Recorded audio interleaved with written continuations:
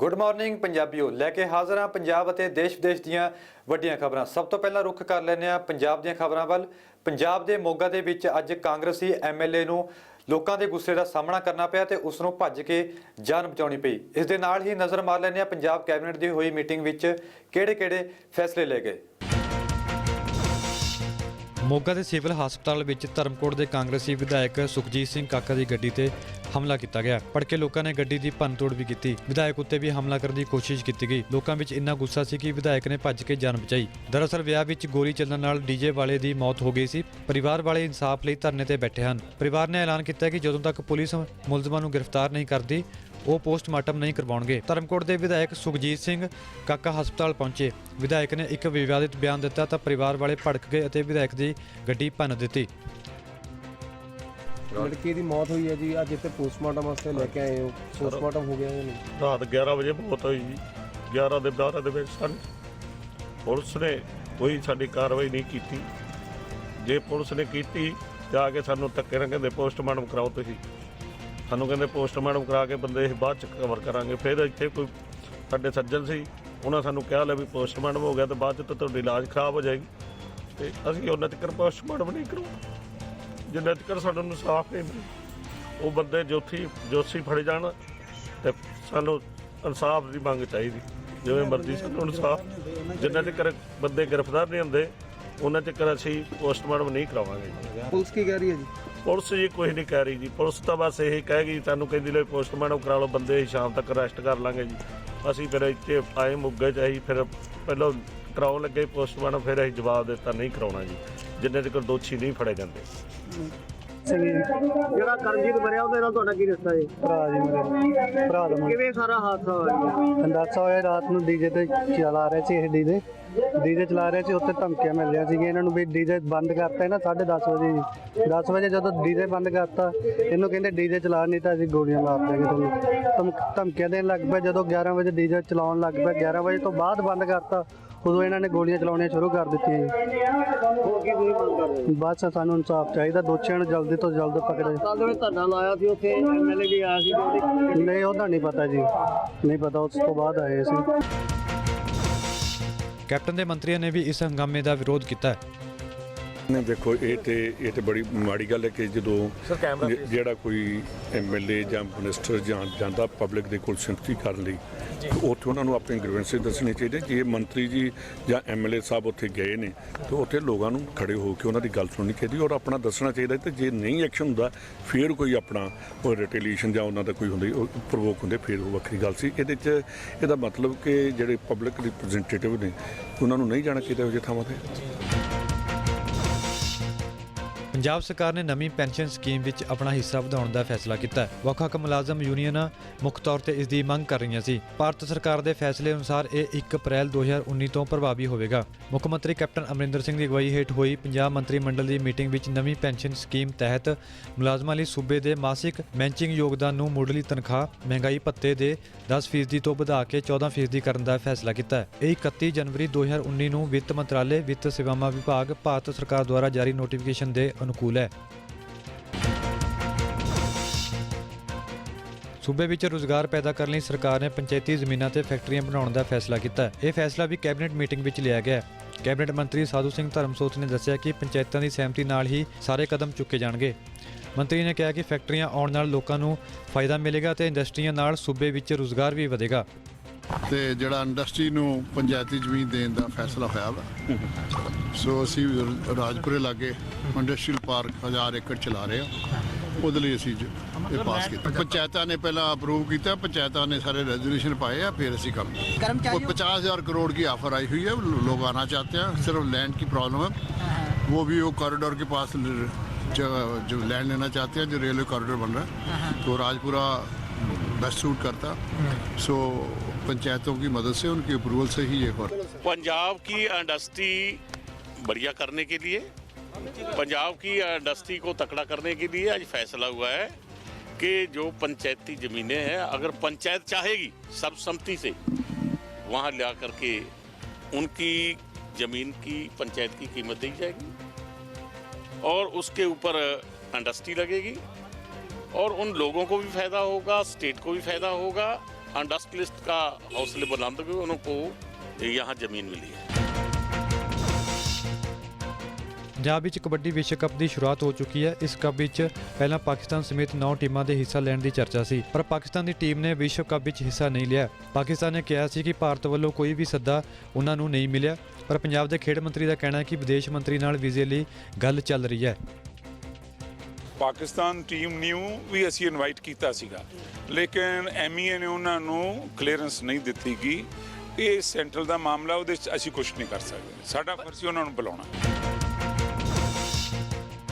ਲੁਧਿਆਣਾ ਵਿੱਚ 11ਵੀਂ ਦੇ ਵਿਦਿਆਰਥੀ ਵੱਲੋਂ ਕੀਤੀ ਖੁਦਕੁਸ਼ੀ ਦਾ ਮਾਮਲਾ ਵੱਧਦਾ ਜਾ ਰਿਹਾ ਹੈ। ਅੱਜ ਸਕੂਲ ਦੇ ਬਾਹਰ ਵਿਦਿਆਰਥੀਆਂ ਵੱਲੋਂ ਪ੍ਰਦਰਸ਼ਨ ਕੀਤਾ ਗਿਆ। ਵਿਦਿਆਰਥੀਆਂ ਵੱਲੋਂ ਇਨਸਾਫ ਦੀ ਮੰਗ ਕੀਤੀ ਗਈ। ਪ੍ਰਦਰਸ਼ਨ ਕਰਨ ਪਹੁੰਚੇ ਵਿਦਿਆਰਥੀਆਂ ਨੇ ਡਿਸਪਲਿਨ ਦੇ ਨਾਂ ਤੇ ਬੱਚਿਆਂ ਤੇ ਤਸ਼ੱਦਦ ਦਾ ਇਲਜ਼ਾਮ ਲਗਾਇਆ। ਕੁਝ ਦਿਨ ਪਹਿਲਾਂ ਉੱਚੀ ਪੈਂਟ ਪਾਉਣ ਤੇ ਧਨੱਜੇ ਨੂੰ ਜਲੀਲ ਕੀਤਾ ਗਿਆ ਸੀ, ਜਿਸ ਤੋਂ ਬਾਅਦ ਵਿਦਿਆਰਥੀ ਨੇ ਫਾਹਾ ਲੈ ਕੇ ਖੁਦਕੁਸ਼ੀ ਕਰ ਲਈ ਸੀ।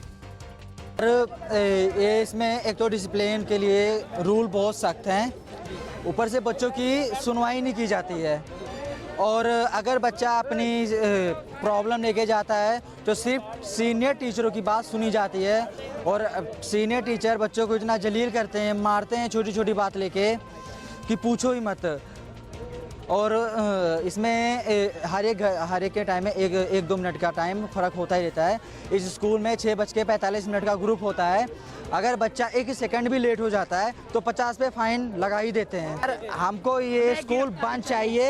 अगर सरकार को बच्चों की भविष्य की चिंता है कि मार्च तक पेपर हो जाने दो, तो ये स्कूल मार्च तक गवर्नमेंट को दे दे, और उसके बाद मार्च के बाद ये स्कूल में ताला लग जाए। धनंजय ने सर सबको छोटी छोटी बातों के लिए मेंटली टॉर्चर किया जाता है, और धनंजय ने सर फांसी लगा ली है सिर्फ टॉर्चर की वजह से। आपके बच्चे के साथ हो सकता है, उसने अपनी लाइव वीडियो दी है, फिर भी पुलिस कुछ नहीं कर रही है, और स्कूल इतने बड़े खतरे में, इसका मालिक अभी तक यहाँ तक आया नहीं, नजर नहीं आया है कि हाँ मेरे स्कूल में ये सब हो क्या रहा है। वो गलत है तभी तो नहीं आ रहा। पूनम की गिरफ्तारी चाहिए और प्रभु का चाहिए, और ऊपर से स्टूडेंट की सलाह से एक लिस्ट बनवाना चाहिए कि जितने भी स्ट्रिक्ट टीचर हैं जिससे बच्चों को प्रॉब्लम है उनको स्कूल से बाहर निकालना चाहिए। ਹੁਣ ਸਮਾਂ ਹੋ ਗਿਆ ਬ੍ਰੇਕ ਦਾ। ਬ੍ਰੇਕ ਤੋਂ ਬਾਅਦ ਨਜ਼ਰ ਮਾਰਦੇ ਹਾਂ ਰਾਸ਼ਟਰੀ ਖਬਰਾਂ ਤੇ।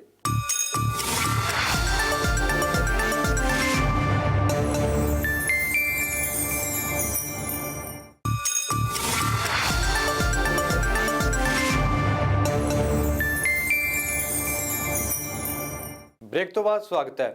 ਹੈਦਰਾਬਾਦ ਵਿੱਚ ਮਹਿਲਾ ਡਾਕਟਰ ਨਾਲ ਕੁਝ ਦਿਨ ਪਹਿਲਾਂ ਬਲਾਤਕਾਰ, ਹੱਤਿਆ ਤੇ ਸਾੜਨ ਦਾ ਮਾਮਲਾ ਅੱਜ ਸੰਸਦ ਵਿੱਚ ਵੀ ਗੁੰਜਿਆ ਤੇ ਇਸ ਦੇ ਨਾਲ ਹੀ ਦਿੱਲੀ ਦੇ ਜੰਤਰ ਮੰਤਰ ਵਿੱਚ ਵੀ ਪ੍ਰਦਰਸ਼ਨ ਕੀਤਾ ਗਿਆ ਤੇ ਲੋਕਾਂ ਵੱਲੋਂ ਲਗਾਤਾਰ ਇਨਸਾਫ ਦੀ ਮੰਗ ਕੀਤੀ ਜਾ ਰਹੀ ਹੈ। ਪੂਰੇ ਦੇਸ਼ ਨੂੰ ਝੰਜੋੜ ਕੇ ਰੱਖ ਦੇਣ ਵਾਲੇ ਹੈਦਰਾਬਾਦ ਗੈਂਗਰੇਪ ਕੇਸ ਦਾ ਮੁੱਦਾ ਅੱਜ ਰਾਜ ਸਭਾ ਵਿੱਚ ਗੁੰਜਿਆ। ਰਾਜ ਸਭਾ ਵਿੱਚ ਸਭਾਪਤੀ ਵੈਂਕਈਆ ਨਾਇਡੂ ਦੀ ਮੌਜੂਦਗੀ ਵਿੱਚ ਸੰਸਦ ਮੈਂਬਰਾਂ ਨੇ ਇਸ ਮੁੱਦੇ ਦੀ ਚਰਚਾ ਤੇ ਪੀੜਤ ਪਰਿਵਾਰ ਨੂੰ ਜਲਦੀ ਨਿਆਂ ਦਿਵਾਉਣ ਦੀ ਮੰਗ ਕੀਤੀ। ਰਾਜ ਸਭਾ ਵਿੱਚ ਇਸ ਕੇਸ ਨੂੰ ਫਾਸਟ ਟਰੈਕ ਅਦਾਲਤ ਵਿੱਚ ਲਿਜਾਣ ਦੀ ਗੱਲ ਕੀਤੀ ਗਈ ਹੈ। ਸਮਾਜਵਾਦੀ ਪਾਰਟੀ ਦੀ ਸੰਸਦ ਮੈਂਬਰ ਜਯਾ ਬੱਚਨ ਨੇ ਇਸ ਮੁੱਦੇ ਤੇ ਆਪਣੀ ਗੱਲ ਰੱਖੀ। ਉਹਨਾਂ ਕਿਹਾ ਕਿ ਅਜਿਹੇ ਮਾਮਲਿਆਂ ਤੇ ਮੈਂ ਪਤਾ ਨਹੀਂ ਕਿੰਨੀ ਵਾਰ ਬੋਲ ਚੁੱਕੀ ਹਾਂ। ਸਰਕਾਰ ਨੂੰ ਹੁਣ ਕਾਰਵਾਈ ਕਰਨੀ ਚਾਹੀਦੀ ਹੈ। ਇੱਕ ਦਿਨ ਪਹਿਲਾਂ ਹੀ ਹੈਦਰਾਬਾਦ ਵਿੱਚ ਉਸੇ ਤਾਂ ਹਾਦਸਾ ਹੋਇਆ ਸੀ। ਜਯਾ ਬੱਚਨ ਨੇ ਕਿਹਾ ਕਿ ਬਲਾਤਕਾਰੀਆਂ ਨੂੰ ਭੀੜ ਦੇ ਹਵਾਲੇ ਕਰ ਦੇਣਾ ਚਾਹੀਦਾ ਹੈ। कानून जो है वो एक दायरे के बाहर नहीं जा सकती, एक प्रोसीजर है, एक प्रोसेस है, मगर people who have been given the charge of security, लोगों को वर्दी से डर नहीं लगता आजकल। क्यों नहीं लगता ये पता करना बहुत ज़रूरी है। और ऐसा क्यों हो रहा है कि हर दूसरे इस तरह के केस में लोगों को रेप होता है, उसके बाद उसको मार दिया जाता है। What is this? And if you have not been able to provide security, then leave it to the public to give judgment, ना? जिन्होंने क्राइम किया है उनको एक्सपोज करिए, जो सिक्योरिटी नहीं दे पाए उनको एक्सपोज करिए, and let the people decide. But don't you feel that the parents should be get some kind of punishment or They should be shamed. उनकी तस्वीरें अखबारों में आप लोग प्रिंट करिए। सारे इतने सारे कैमरा लेके आप लोग आ गए हैं। जो लोगों ने क्राइम किया है, जो लोगों ने प्रोटेक्शन नहीं दिया है और कहा है कि ये हमारे थाने में नहीं हो सकता, दूसरी जगह जाइए, उन लोगों की तस्वीर छापिए अपने टेलीविज़न पर, अखबारों में। उनको शर्म तो आनी चाहिए, उनके परिवार को शर्म तो आनी चाहिए कि हमारे घर के लोग इस तरह से करते हैं और इस तरह की अपब्रिंगिंग है लोगों में। उनके परिवारों ने कहा है कि जिस तरह इन्होंने उस बेटी को जलाया वैसे ही इन आरोपियों को भी जला देना चाहिए। अभी ये तो मैं जलाने की बात नहीं कर रही हूँ, मैं ये कह रही हूँ कि आप देखिए, कानून एक दायरे के बाहर नहीं जा सकती, उनका एक प्रोसेस होता है। गलती जो है, जो सिक्योरिटी नहीं दे पाए उनकी है, बच्चों के अपब्रिंगिंग की तो है ही। इन लोगों को पब्लिकली छोड़ देना चाहिए, लोग पब्लिक इसका रिएक्शन दें। सेटल बहुत सारे देशों में हो ही रहा है, इस तरह के लोग जो क्राइम करते हैं उनको क्या करते हैं, पब्लिक लिंचिंग। देखिए, पूरे देश में ऐसी घटनाएं हो रही हैं। मुजफ्फरपुर कांड हुआ, फिर देवरिया कांड हुआ, फिर अभी परसों की घटना है देश की राजधानी दिल्ली में नरेला में 9 साल की बच्ची के साथ बलात्कार की घटना हुई, और फिर हैदराबाद की घटना ने पूरे देश को शर्मसार किया है, निर्भया कांड की याद दिला दी। उसी तरीके से रांची में घटना हुई। तो ये पूरे देश में हो क्या रहा है? बच्चियां सुरक्षित नहीं हैं। 6 साल, 10 साल, 8 साल की बच्चियों के साथ बलात्कार, दरिंदगी, उनकी हत्या, और हम हाथ पे हाथ धरे बैठे हुए हैं। तो इसलिए हमने 267 की नोटिस देख के चर्चा की मांग की है, और सरकार को कोई इसका स्थायी हल, कोई समाधान निकालना पड़ेगा। कानून तो सख्त है, मैं इस बात से इनकार नहीं कर रहा हूँ, लेकिन उस कानून का अमल कहाँ हो रहा है, उस पर कार्रवाई कहाँ हो रही है? निर्भया कांड के आरोपियों को अगर आज तक फांसी की सजा नहीं हो पाई, और उसकी मां को अगर दर दर की ठोकरें खानी पड़ रही है, तो ये क्या न्याय व्यवस्था है? कैसे अपराधियों में भय पैदा होगा? हैदराबाद ਵਿੱਚ ਮਹਿਲਾ ਡਾਕਟਰ ਨਾਲ ਹੋਏ ਗੈਂਗਰੇਪ ਤੋਂ ਬਾਅਦ ਜਨਤਾ ਵਿੱਚ ਕਾਫੀ ਰੋਸ ਹੈ, ਇਸ ਲਈ ਲੋਕ ਥਾਂ-ਥਾਂ ਵਿਰੋਧ ਕਰ ਰਹੇ ਨੇ। ਦਿੱਲੀ ਦੇ ਜੰਤਰ ਮੰਤਰ ਤੇ ਅੱਜ ਪ੍ਰਦਰਸ਼ਨ ਕੀਤਾ ਗਿਆ। ਇਸ ਦਰਮਿਆਨ ਦਿੱਲੀ ਵਿੱਚ ਮਹਿਲਾ ਖਿਲਾਫ ਜਬਰ ਜਨਾਹ ਤੇ ਹਿੰਸਾ ਨੂੰ ਲੈ ਕੇ ਪ੍ਰਦਰਸ਼ਨ ਕੀਤਾ ਗਿਆ ਅਤੇ ਵਿਦਿਆਰਥੀਆਂ ਨੇ ਜੰਤਰ ਮੰਤਰ ਦੇ ਸਾਹਮਣੇ ਵੀ ਵਾਂਟ ਜਸਟਿਸ ਨਾਂ ਦੇ ਨਾਰੇ ਲਾਏ। आज प्रियंका रेड्डी के साथ जो हुआ 7 साल पहले निर्भया के साथ हुआ। आज तक उनके जो एक्यूज्ड है उनको दरिंदों को फांसी नहीं मिली। कैसे मान ले कि प्रियंका रेड्डी के जो दरिंदे थे उनको फांसी मिल जाएगी? आपने कानून में फांसी तो डाल दिया, लेकिन किसी को फांसी तो मिल नहीं रही। यहाँ किसी को कोई फर्क नहीं पड़ रहा है।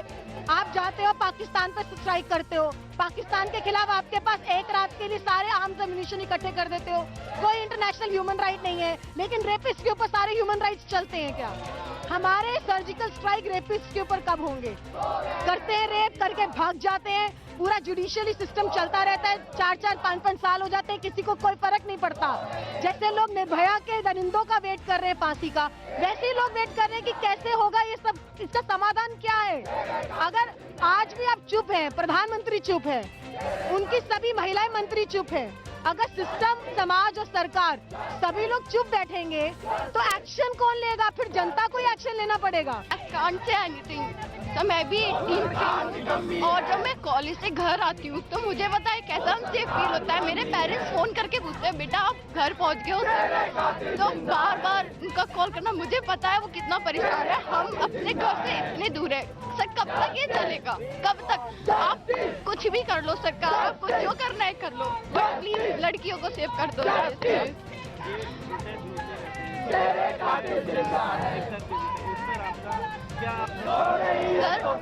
मैं फर्स्ट टाइम इसका पार्ट बनी हूँ, और मैं चाहूँगी कि हर लड़की अगर ऐसे प्रोटेस्ट में पार्टिसिपेट करे और वो अवेयर हो जाए, तो किसी की हिम्मत नहीं है उसे छू के भी दिखा दे। तो मैं चाहती हूँ कि वो अपने हक के लिए खुद लड़े, इन लड़कों से ज़्यादा यार लड़कियाँ हो। ਟੈਲੀਕਾਮ ਸੈਕਟਰ ਦੀ ਮੁਕਾਬਲੇਬਾਜ਼ੀ ਤੇ ਕੰਪਨੀਆਂ ਦੀ ਦੇਣਦਾਰੀ ਦਾ ਬੋਝ ਹੁਣ ਗਾਹਕਾਂ ਦੇ ਮੋਢਿਆਂ ਤੇ ਪੈਣ ਵਾਲਾ ਹੈ। ਵੱਖ-ਵੱਖ ਮਦਾਂ ਵਿੱਚ ਕਰੀਬ 80,000 ਕਰੋੜ ਰੁਪਏ ਦੀ ਦੇਣਦਾਰੀ ਚੁਕਾਉਣ ਦੀ ਕੋਸ਼ਿਸ਼ ਵਿੱਚ ਜੁਟੀਆਂ ਟੈਲੀਕਾਮ ਕੰਪਨੀਆਂ ਵੋਡਾਫੋਨ, ਆਈਡੀਆ ਤੇ ਏਅਰਟੈਲ ਨੇ ਆਪਣੇ ਕਾਲ ਤੇ ਡਾਟਾ ਟੈਰਿਫ ਵਿੱਚ 50% ਤੱਕ ਦੇ ਵਾਧੇ ਦਾ ਐਲਾਨ ਕਰ ਦਿੱਤਾ ਹੈ। ਵਧੀਆਂ ਹੋਈਆਂ ਕੀਮਤਾਂ 3 ਦਸੰਬਰ ਤੋਂ ਲਾਗੂ ਹੋਣਗੀਆਂ। ਰਿਲਾਇੰਸ ਜੀਓ ਨੇ ਵੀ ਦਰਾਂ ਵਿੱਚ 40% ਤੱਕ ਦੇ ਵਾਧੇ ਦਾ ਐਲਾਨ ਕੀਤਾ ਹੈ। मेरा ख्याल तो एक्सपेक्टेड था, क्योंकि जो टैरिफ जो हैं वो गिरे हैं, वो कंपटीशन की वजह से गिरे हैं। जबकि रिलायंस जियो ने अपना फ्री देना शुरू किया, तो जो इनकम्बेंट्स हैं उनको भी तो अपनी कंज्यूमर बेस प्रोटेक्ट करना है, तो उन्होंने उस वक्त टैरिफ्स गिरा दिए। लेकिन ये जो सुप्रीम कोर्ट की अब जजमेंट आई है, उसकी वजह से ये काफ़ी गहरी चोट लगी है टेलीकॉम इंडस्ट्री पे। जो 92,000 करोड़ का सुप्रीम कोर्ट ने कहा है कि स्पेक्ट्रम चार्जेस दिए जाएं, और फिर इंटरेस्ट चार्जेस पे इंटरेस्ट चार्जेस हैं, पेनल्टीज लगी हैं, तो वो कहीं ना कहीं से तो रिकवर होंगी, अब कितना आप एक्विटी डाल सकते हैं, कितना आप इसमें बोरोइंग कर सकते हैं, उससे भी ये तो नहीं है कि इंडस्ट्री को फ़र्क नहीं पड़ेगा, क्योंकि आफ्टर ऑल अगर आप बोरो करेंगे तो पैसे का भी आपको इंटरेस्ट तो देना पड़ेगा। तो आपको तो मालूम है कि हमारी जो टैरिफ्स हैं, हम बड़े प्राउडली बोलते हैं कि गवर्नमेंट से कि ये लोएस्ट इन दी वर्ल्ड है, सबसे कम हमारी टैरिफ्स हैं। तो अब ये तो रेगुलेटर को देखना भी है कि जो टैरिफ पहले थी 4 बोर्न कंडीशन के नीचे तय, वो क्या बहुत ज़्यादा गिरा दी गई थी कंपटीशन को देखते हुए, या अब जो टैरिफ है वो बढ़ाई जो गई है 40%, जो अखबार में देखने को आया, पत्र में देखने आया कि या वो बहुत ज़्यादा बढ़ाई गई है। ये वर्ल्ड ओवर ट्रेंड है कॉर्पोरेट हाउसेस का, पहले लोगों को लुभाना, फ्री सर्विसेज देनी, बहुत कुछ प्रॉमिस करना, फिर साधारण लोगों को लूटना। ये जो आज हिंदुस्तान में टेलीकॉम कंपनीज ने अपना 45 से 50% टैरिफ से बढ़ाए, तो मैं गवर्नमेंट को पूछना चाहता हूँ, आप क्या देख रहे हो भाई? ये टेलीकॉम कंपनीज भी जो हैं ये आपके नीचे काम करती हैं। आप जब इनको 4G या 5G देते हो तो आप एक कॉमन आदमी को इंश्योर करो, उसका इंटरेस्ट कौन प्रोटेक्ट करेगा? आज सारे हिंदुस्तान में आप कहीं चले जाएं, किसी कंपनी की आप बात कर लीजिए, टेलीफोन ही अवेलेबल नहीं होता, कॉल ड्रॉपिंग बहुत ज़्यादा है, डिस्टर्बेंस बहुत ज़्यादा है, इनकी जितनी भी फैसिलिटीज़ हैं वो अवेलेबल नहीं है। तो मैं समझता हूँ दिन दिहाड़े डकैती है लोगों के सामने, और मेरी अपील है गवर्नमेंट को, आप इमीडिएटली इसमें दखलंदाजी दीजिए और ये दिन दिहाड़े बड़े कॉर्पोरेट हाउसेस की डकैती को रोकिए। ਦੰਗਲ ਗੱਲ ਬਬੀਤਾ ਫੋਗਾਟ ਭਾਰਤ ਕੇਸਰੀ ਪਹਿਲਵਾਨ ਵਿਵੇਕ ਸੁਹਾਗ ਨਾਲ ਵਿਆਹ ਦੇ ਬੰਧਨ ਵਿੱਚ ਵੱਜ ਗਈ। ਇਸ ਵਿਆਹ ਦੀ ਦਿਲਚਸਪ ਗੱਲ ਇਹ ਹੈ ਕਿ ਦੋਵਾਂ ਪਹਿਲਵਾਨਾਂ ਨੇ ਇਸ ਪਵਿੱਤਰ ਰਿਸ਼ਤੇ ਵਿੱਚ ਵੱਜੇ ਜਾਣ ਲਈ 7 ਦੀ ਥਾਂ 8 ਫੇਰੇ ਲਏ। 8ਵੇਂ ਫੇਰੇ ਦੌਰਾਨ ਬਬੀਤਾ ਤੇ ਵਿਵੇਕ ਨੇ ਬੇਟੀ ਬਚਾਓ ਬੇਟੀ ਪੜ੍ਹਾਓ ਦਾ ਸੁਨੇਹਾ ਦਿੱਤਾ, ਜਿਸ ਦੀ ਹਰ ਪਾਸੇ ਸ਼ਲਾਘਾ ਹੋ ਰਹੀ ਹੈ। ਵਿਆਹ ਨੂੰ ਲੈ ਕੇ ਦੋਵਾਂ ਹੀ ਪਰਿਵਾਰਾਂ ਵਿੱਚ ਪਿਛਲੇ 1 ਹਫ਼ਤੇ ਤੋਂ ਖਾਸ ਤਿਆਰੀਆਂ ਚੱਲ ਰਹੀਆਂ ਸੀ। ਵਿਆਹ ਵਿੱਚ ਖਾਸ ਦੇਸੀ ਹਰਿਆਣਵੀ ਖਾਣਾ ਤਿਆਰ ਕਰਵਾਇਆ ਗਿਆ। ਵਿਆਹ ਸਾਦਗੀ ਨਾਲ ਕੀਤਾ ਗਿਆ, ਜਿਸ ਕਰਕੇ ਬਰਾਤੀਆਂ ਵਿੱਚ ਮਹਿਜ਼ 21 ਲੋਕ ਆਏ ਸਨ। ਉਂਝ ਇਸ ਸਮਾਗਮ ਵਿੱਚ ਕੁਝ ਵਿਦੇਸ਼ੀ ਪਹਿਲਵਾਨ ਵੀ ਸ਼ਾਮਲ ਰਹੇ। ਸਮਾਂ ਹੋ ਗਿਆ ਇੱਕ ਹੋਰ ਬ੍ਰੇਕ ਦਾ, ਇਸ ਤੋਂ ਬਾਅਦ ਰੁਕ ਕਰਾਂਗੇ ਅੰਤਰਰਾਸ਼ਟਰੀ ਖਬਰਾਂ ਵੱਲ।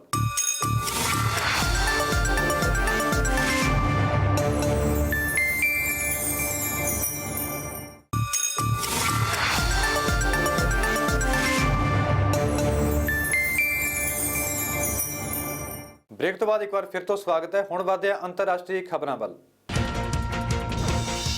ਅਮਰੀਕਾ ਵਿੱਚ ਟੈਨੇਸੀ ਸੂਬੇ ਦੇ ਦੱਖਣੀ ਨਿਸ਼ਵੇਲੇ ਵਿੱਚ ਇੱਕ ਸੜਕ ਦੁਰਘਟਨਾ ਵਿੱਚ 2 ਭਾਰਤੀ ਵਿਦਿਆਰਥੀਆਂ ਦੀ ਮੌਤ ਹੋ ਗਈ।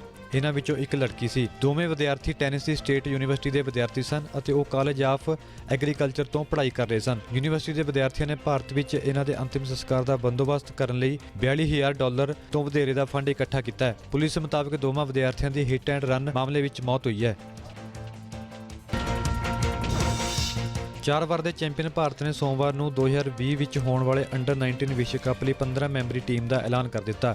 ਨੌਜਵਾਨ ਟੀਮ 19 ਜਨਵਰੀ ਤੋਂ 7 ਫਰਵਰੀ ਵਿਚਕਾਰ ਸਾਊਥ ਅਫਰੀਕਾ ਵਿੱਚ 5ਵੀਂ ਵਾਰ ਅੰਡਰ-19 ਵਿਸ਼ਵ ਕੱਪ ਦਾ ਖਿਤਾਬ ਆਪਣੇ ਨਾਮ ਕਰਨ ਉਤਰੇਗੀ। ਉੱਤਰ ਪ੍ਰਦੇਸ਼ ਦੇ ਬੱਲੇਬਾਜ਼ ਪ੍ਰਿਯ ਗਰਗ ਨੂੰ 15 ਮੈਂਬਰੀ ਟੀਮ ਦਾ ਕਪਤਾਨ ਬਣਾਇਆ ਗਿਆ। ਧਰੂਵ ਚੰਦ ਜੁਰੇਲ ਟੀਮ ਦੇ ਉਪ ਕਪਤਾਨ ਹੋਣਗੇ। ਇਸ ਦੇ ਨਾਲ ਹੀ ਵਿਕਟ ਕੀਪਿੰਗ ਦੀ ਜ਼ਿੰਮੇਵਾਰੀ ਵੀ ਸੰਭਾਲਣਗੇ। ਭਾਰਤ ਨੂੰ ਗਰੁੱਪ ਏ ਵਿੱਚ ਜਾਪਾਨ, ਨਿਊਜ਼ੀਲੈਂਡ ਅਤੇ ਸ਼੍ਰੀਲੰਕਾ ਦੇ ਨਾਲ ਰੱਖਿਆ ਗਿਆ। ਟੂਰਨਾਮੈਂਟ ਵਿੱਚ 16 ਟੀਮਾਂ ਭਾਗ ਲੈਣਗੀਆਂ। 16 ਟੀਮਾਂ ਨੂੰ 4 ਗਰੁੱਪਾਂ ਵਿੱਚ ਵੰਡਿਆ ਗਿਆ। ਕਰਨਾਟਕ ਨੇ ਲਗਾਤਾਰ ਦੂਜੀ ਵਾਰ ਸੈਯਦ ਮੁਸ਼ਤਾਕ ਅਲੀ T20 ਟੂਰਨਾਮੈਂਟ ਜਿੱਤ ਲਿਆ। ਕਰਨਾਟਕ ਨੂੰ ਰੋਮਾਂਚਕ ਫਾਈਨਲ ਮੁਕਾਬਲੇ ਵਿੱਚ 1 ਰਨ ਨਾਲ ਹਰਾਇਆ। ਕਰਨਾਟਕ ਨੇ ਪਹਿਲਾਂ ਖੇਡਦੇ ਹੋਏ 5 ਵਿਕਟਾਂ ਤੇ 180 ਰਨ ਬਣਾਏ ਸਨ। ਕਪਤਾਨ ਮਨੀਸ਼ ਪਾਂਡੇ ਨੇ ਨਾਬਾਦ 60 ਰਨ ਬਣਾਏ। ਤਾਮਿਲਨਾਡੂ ਦੀ ਟੀਮ ਪਹਿਲੇ ਖਿਤਾਬ ਤੋਂ ਖੁੰਝ ਗਈ ਤੇ 6 ਵਿਕਟਾਂ ਤੇ 179 ਰਨ ਹੀ ਬਣਾ ਸਕੀ। ਤਾਮਿਲਨਾਡੂ ਨੂੰ ਆਖਰੀ ਓਵਰ ਵਿੱਚ ਜਿੱਤ ਦੇ ਲਈ 13 ਰਨ ਚਾਹੀਦੇ ਸਨ। ਅੰਤਿਮ ਗੇਂਦ ਉੱਤੇ ਜਿੱਤ ਦੇ ਲਈ 3 ਰਨ ਦੀ ਲੋੜ ਸੀ, ਪਰ ਤਾਮਿਲਨਾਡੂ ਦੀ ਟੀਮ ਸਿਰਫ 1 ਰਨ ਹੀ ਬਣਾ ਸਕੀ ਅਤੇ ਖਿਤਾਬ ਤੋਂ ਖੁੰਝ ਗਈ। ਟੈਨਿਸ ਖਿਡਾਰੀ ਲਿਐਂਡਰ ਪੇਸ ਅਤੇ ਭਾਰਤੀ ਡੇਵਿਸ ਕੱਪ ਟੀਮ ਟੂਰਨਾਮੈਂਟ ਜਿੱਤ ਕੇ ਕਜ਼ਾਕਿਸਤਾਨ ਤੋਂ ਭਾਰਤ ਪਰਤ ਆਈ ਹੈ। ਭਾਰਤ ਨੇ ਡੇਵਿਸ ਕੱਪ ਵਿੱਚ ਪਾਕਿਸਤਾਨ ਖਿਲਾਫ 4-0 ਨਾਲ ਜਿੱਤ ਹਾਸਲ ਕੀਤੀ। ਇਸ ਟੂਰਨਾਮੈਂਟ ਵਿੱਚ ਲਿਐਂਡਰ ਪੇਸ ਨੇ ਆਪਣੀ 44ਵੀਂ ਡੇਵਿਸ ਕੱਪ ਡਬਲਜ਼ ਜਿੱਤ ਦਰਜ ਕੀਤੀ ਹੈ। Well, it was an important victory for us. There was a lot of noise before the tie, but what was the important part was that India played on a neutral territory in Kazakhstan, and we beat Pakistan 4-0 and came home. That's the important part. Really got to commend our captain Rohit Rajpal. He did a fantastic job getting the team together. He did a great job to actually handle the players on the bench. It's one thing to have a win, but to have a win with the scoreline of 6-love, 6-love, 6-2, 6-love, 6-1, 6-3 shows what a great job the whole team did. So whether it was Ram Kumar, Sumit Nagal, whether it was Jeevan, Rohit, whether it was the rest of the team, Zishan Ali, whether it was Sundar, the whole team came together and did a fantastic job. So for me to come back to India with a win against Pakistan 4-0 and in the way the scores were is a job well. Good morning ਵਿੱਚ ਫਿਲਹਾਲ ਇੰਨਾ ਹੀ। ਮੈਨੂੰ ਦਿਓ ਇਜਾਜ਼ਤ। ਤੁਸੀਂ ਵੇਖਦੇ ਰਹੋ ABP ਸਾਂਝਾ।